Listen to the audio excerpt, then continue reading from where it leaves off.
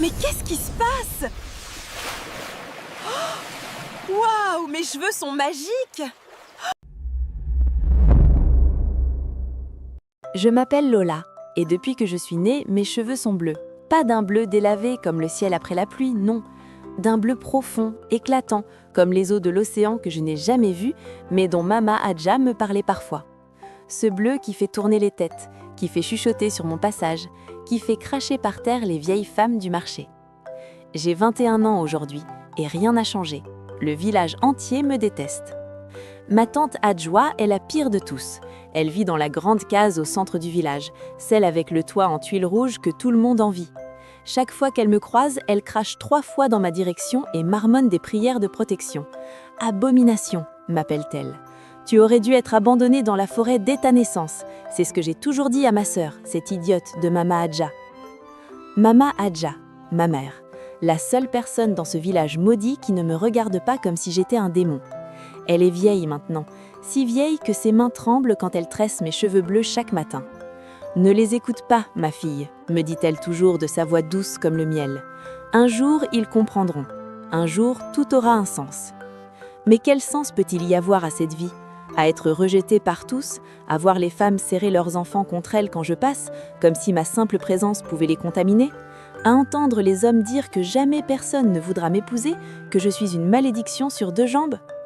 Le seul endroit où je trouve la paix, c'est la rivière, notre belle rivière, qui serpente aux abords du village, avec ses eaux claires qui chantent sur les rochers. Je m'y rends chaque jour, souvent plusieurs fois. Je m'assieds sur la grosse pierre plate, celle que j'ai baptisée « Mon Rocher », et je plonge mes pieds dans l'eau fraîche. Parfois, je défais mes tresses et laisse mes cheveux bleus flotter à la surface. L'eau semble les aimer, les caresser doucement, comme si elle me murmurait des secrets que je ne comprends pas encore. C'est étrange, mais près de la rivière, mes cheveux brillent encore plus. Ils scintillent au soleil comme des pierres précieuses. Mama Adja dit que c'est parce que l'eau et moi, nous sommes liés. Je ne sais pas ce qu'elle veut dire par là, mais elle a ce regard mystérieux quand elle le dit, comme si elle gardait un secret trop lourd pour être réveillée. Hier soir, tante Adjoa est venue chez nous avec 3 autres femmes du village. Elles ont entouré Mama Adja et ont exigé qu'elle me chasse. Cette fille porte malheur. Regarde comme les récoltes diminuent, regarde comme le soleil tape plus fort chaque année. C'est à cause d'elle, de ses cheveux du diable. Mama Adja s'est levée, malgré ses jambes faibles, et les a chassés de notre case. Ma fille reste ici, c'est ma fille et elle restera sous mon toit jusqu'à mon dernier souffle. Mais j'ai vu les larmes dans ses yeux quand elle a refermé la porte. J'ai vu sa main trembler sur son cœur. Ce soir, allongée sur ma natte, j'écoute la respiration difficile de Mama Adja dans l'obscurité. Une peur terrible m'étreint le cœur. Elle vieillit si vite, et quand elle ne sera plus là, que deviendrai-je? Qui me protégera de la haine du village? Je touche mes cheveux bleus dans le noir. Pourquoi suis-je née ainsi? Pourquoi dois-je porter ce sardeau? Si seulement je savais que bientôt, ces mêmes cheveux sauveraient tous ceux qui me détestent. 3 jours après la visite de tante Adjoa, Mama Adja s'est effondrée. Je revenais de la rivière, ma calebasse d'eau sur la tête, quand je l'ai trouvée allongée sur le sol de notre case, les yeux mi-clos, la respiration sifflante. Mon cœur s'est arrêté. J'ai posé la calebasse si brusquement que l'eau s'est répandue partout et je me suis précipitée vers elle. « Maman, qu'est-ce qui se passe ?» Elle a ouvert les yeux avec difficulté et a murmuré « Aide-moi à m'allonger sur ma natte, ma fille. Mon heure approche. »« Non, ne dis pas ça, je vais chercher le guérisseur, je vais... » Lola. Sa voix, bien que faible, était ferme. Il n'y a plus rien à faire. Mais avant de partir, je dois te dire la vérité. Une vérité que j'ai gardée pendant 21 ans. J'ai installé Mama Adja sur sa natte, calant sa tête avec tous les pagnes que je pouvais trouver. Mes mains tremblaient. La vérité? Quelle vérité?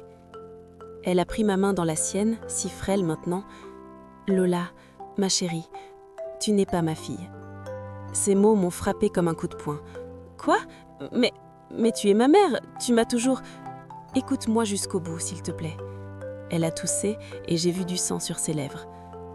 Il y a 21 ans, je suis allée à la rivière très tôt un matin, avant l'aube. J'aimais ce moment paisible où le monde dort encore. Et là, sur la berge, près des nénuphars sacrés, j'ai entendu un bébé pleurer. Mes larmes commençaient à couler, mais je les laissais continuer. Je me suis approchée et je t'ai trouvé, Lola. Un tout petit bébé, enveloppé dans des feuilles de nénuphars fraîches, comme un cadeau de la rivière elle-même.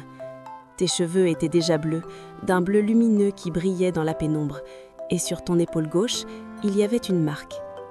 Instinctivement, ma main est allée à mon épaule gauche, où j'ai toujours eu cette tache de naissance en forme de goutte d'eau. Je n'y avais jamais vraiment prêté attention. Cette nuit-là, continua Mama Adja, sa voix de plus en plus faible, j'ai fait un rêve. Une femme magnifique m'est apparue, grande comme un baobab, avec des cheveux qui ressemblaient à des cascades et une peau qui brillait comme la terre après la pluie.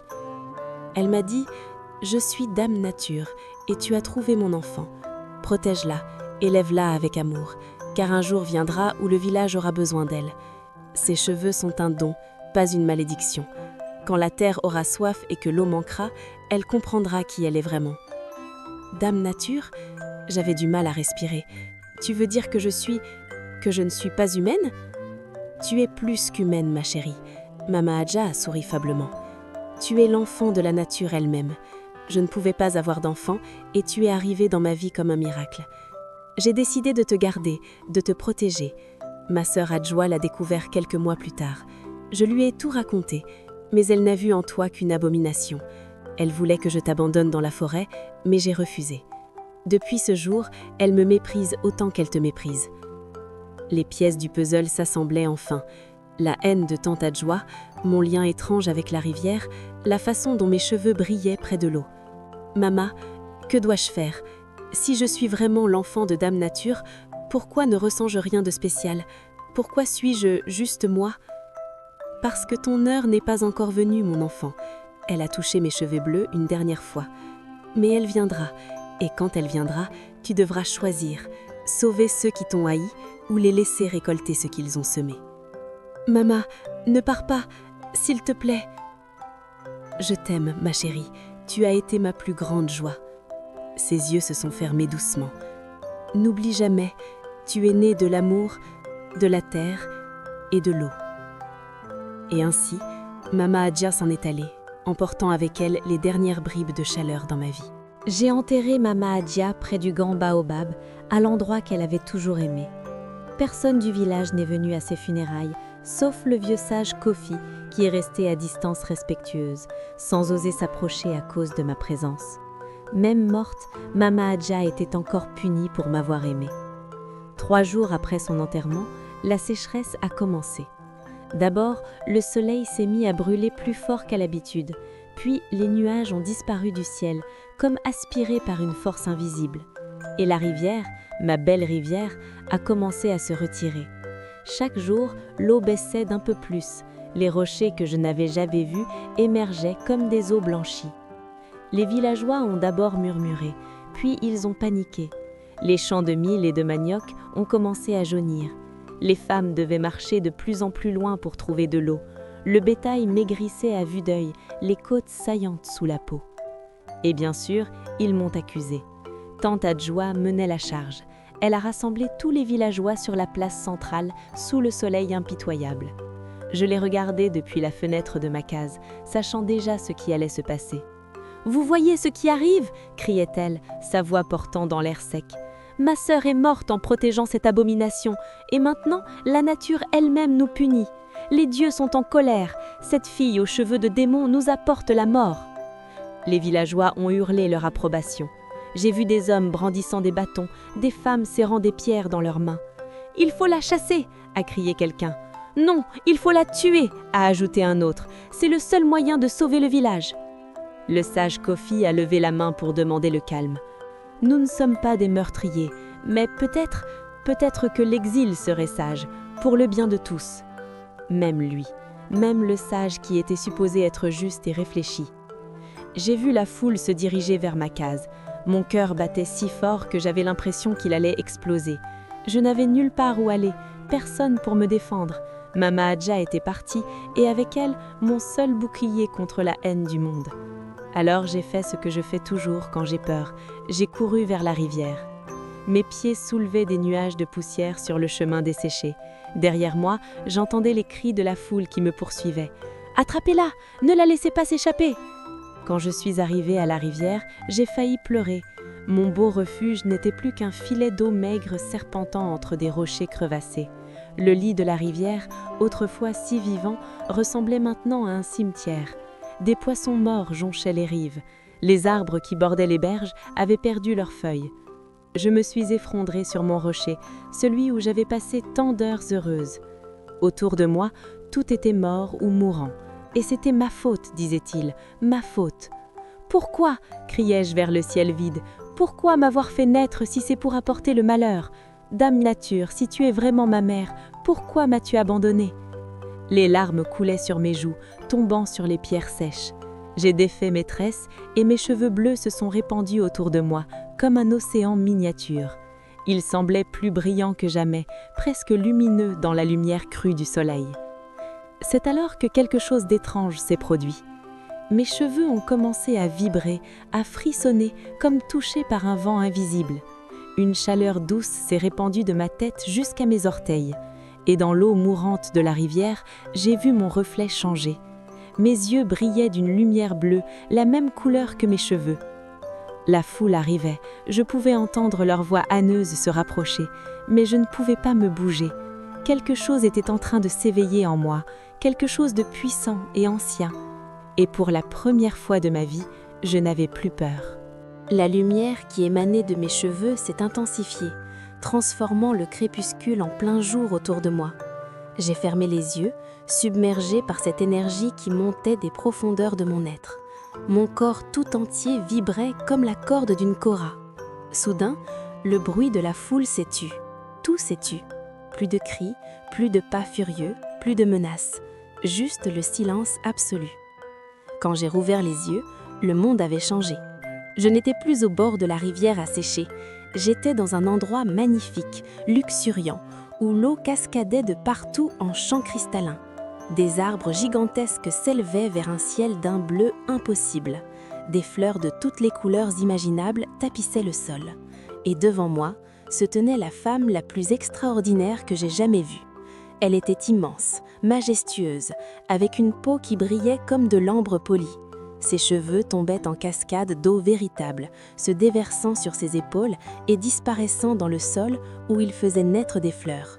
Ses yeux étaient deux lacs profonds remplis de sagesse millénaire. Autour d'elle, des papillons dansaient, des oiseaux chantaient, et la vie pulsait dans chaque souffle. « Lola », dit-elle, et sa voix résonnait comme le tonnerre doux après la pluie.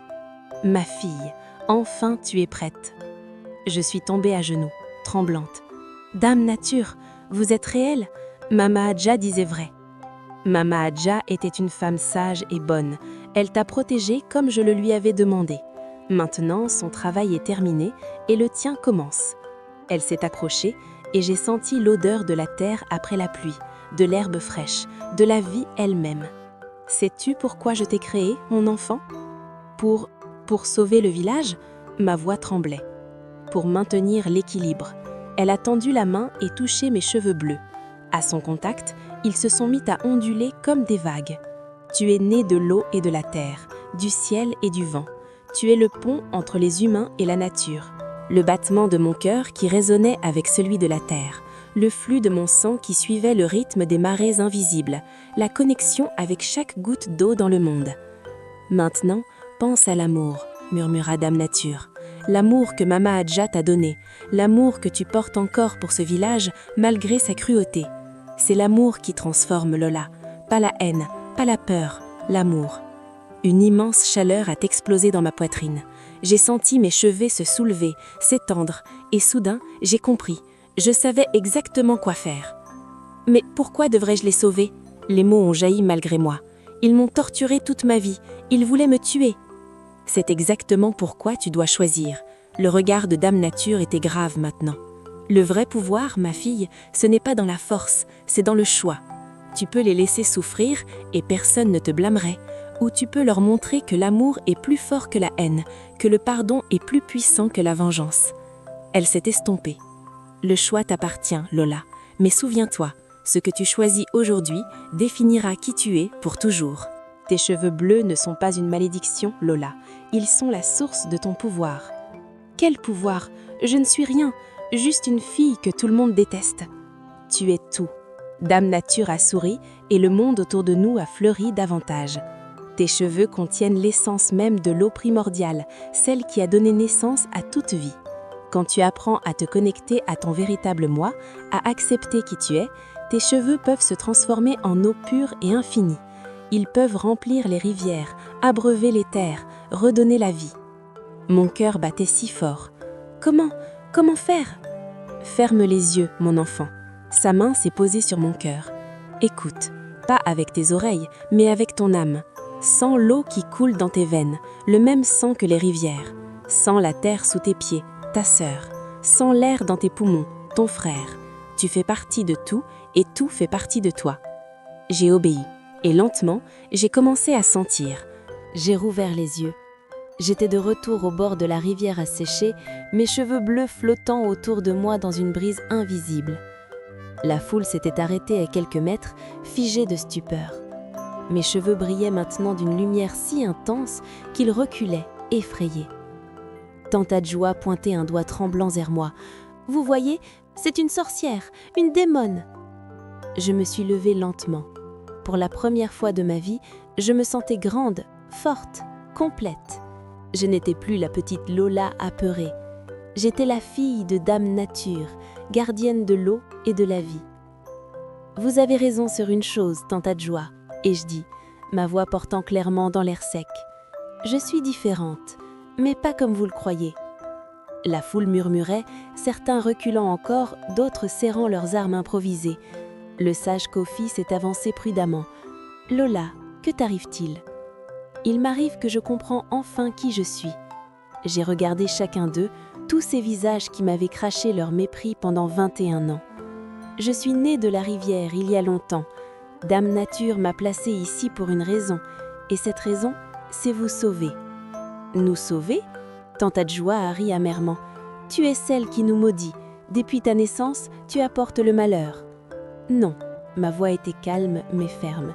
La sécheresse n'est pas ma faute. C'est le cycle de la nature, un test, mais j'ai le pouvoir d'y mettre fin. J'ai passé toute la nuit assise sur ce rocher, regardant le ciel étoilé, luttant avec moi-même. Une partie de moi voulait leur tourner le dos, les laisser périr de soif comme ils avaient laissé mon cœur se dessécher pendant des années. Une autre partie, celle que Mama Adja avait nourrie avec amour, savait ce qu'il fallait faire. À l'aube, j'avais pris ma décision. Reculer, et j'ordonnai à la foule. Quelque chose dans ma voix les a fait obéir instantanément. Je me suis placée au centre du lit asséché de la rivière, j'ai fermé les yeux et j'ai fait ce que Dame Nature m'avait enseigné. J'ai pensé à Mama Adja, à son sourire doux, à ses mains ridées tressant mes cheveux chaque matin. J'ai pensé à tous les moments de paix près de cette rivière. J'ai pensé à l'amour, au pardon, à la vie. Et j'ai lâché prise. Mes cheveux se sont soulevés autour de moi comme des serpents bleus dansant. Puis, ils ont commencé à se transformer.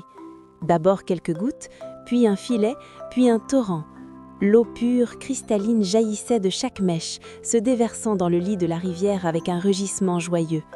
Les villageois ont crié, certains de peur, d'autres d'émerveillement. L'eau coulait sans fin, remplissant la rivière, débordant sur les berges assoiffées, s'infiltrant dans la terre craquelée. Les arbres semblaient se redresser instantanément. L'herbe reverdissait sous mes yeux.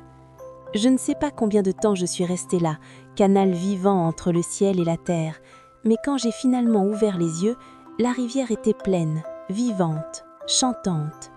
Et mes cheveux, bien que toujours bleus, étaient redevenus normaux. Je suis tombée à genoux, épuisée, mais en paix. La première à s'approcher fut une petite fille, celle-là même qui menait les chants moqueurs. Elle m'a tendu une gourde d'eau. « Bois, s'il te plaît. » Puis le sage Kofi s'est agenouillé devant moi, la tête baissée. « Pardonne-nous, Lola. Nous avons été aveugles, cruels. Tu as sauvé alors que nous voulions te détruire. » Un à un, les villageois se sont agenouillés. Même Tante Adjoa, les larmes coulant sur ses joues, s'est prosternée. « Ma nièce, mon enfant, qu'ai-je fait ?» Je les ai regardés tous, ces gens qui avaient empoisonné mon enfance, et j'ai senti la leçon de Dame Nature résonner dans mon cœur.